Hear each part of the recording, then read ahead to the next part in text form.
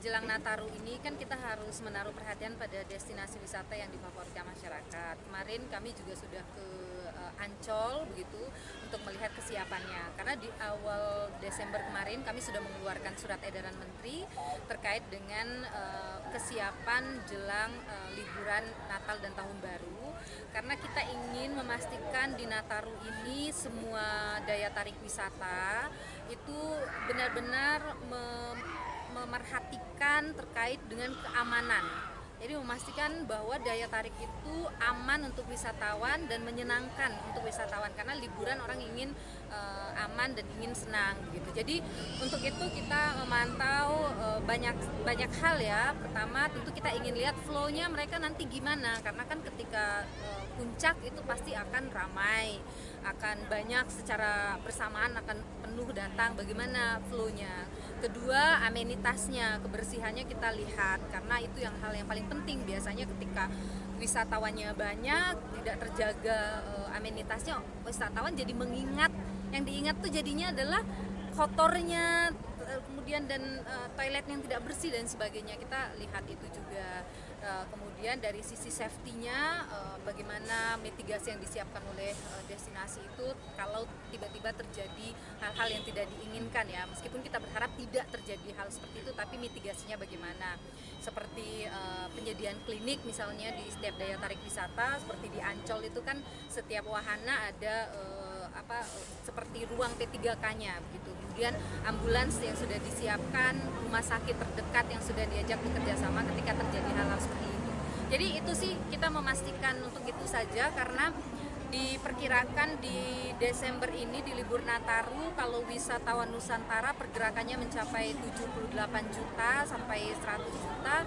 Kemudian kalau wisatawan mancanegara sekitar 1 sampai 1,3 juta. Artinya kita harus memastikan mereka merasa senang, mereka mendapat pengalaman yang baik begitu ketika berwisata di daya tarik wisata, utamanya yang terbuka.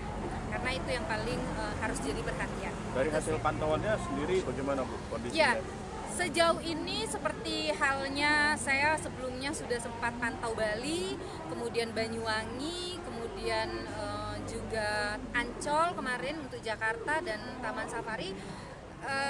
Relatif semuanya sudah ready ya untuk menyambut wisatawan. Dari sisi destinasinya pun juga mitigasi ketika terjadi krisis begitu di destinasi. Di kementerian juga kami menyiapkan mitigasi untuk mengaktifkan mitigasi krisis kami begitu yang dikomandani nanti oleh Pak Fajar, staf ahli menteri begitu bagian krisis, manajemen krisis, dan kemudian juga bersama dengan Pak Haryanto deputi destinasi yang ketika terjadi sesuatu kita harus segera berkoordinasi karena kan tidak hanya Kementerian Pariwisata ya, tapi juga kita lintas sektoral ada ada BNPB di dalamnya, kepolisian, TNI dan sebagainya yang harus sama-sama untuk menjaga agar pergerakan wisatawan di akhir tahun itu berjalan dengan baik. Pemerintah daerah juga tentunya.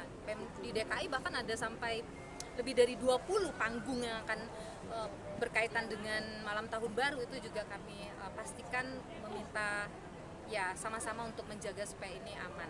Bu, ada Permen Hub nomor 82 Bu terkait dengan pembatasan jumlah wisatawan dengan ganjil genap ke destinasi wisata dimanapun seluruh Indonesia. Apakah itu akan mengurangi Bu dari kunjungan wisata sendiri? Jadi kalau prediksi ya di wisatawan bergerak itu di angka 78 juta sampai Nusantara ya 78 sampai 100 juta. Saya rasa ganjil genap itu tidak akan membuat orang jadi berhenti ya. Maka karena itulah kemudian kita harus memastikan ini baik dari kita sudah rapat terbatas juga dengan Polri begitu untuk perkiraan yang sangat besar ini gimana supaya flow-nya jadi enak gitu. Jadi saya rasa itu tidak akan mengganggu, tapi memang pengaturan-pengaturan seperti itu kan harus disiapkan untuk memastikan semuanya smooth lah paling tidak. Kalau antrian, macet pasti akan terjadi di libur Nataru, tapi bagaimana membuat semuanya tetap terasa nyaman itu yang kita pastikan.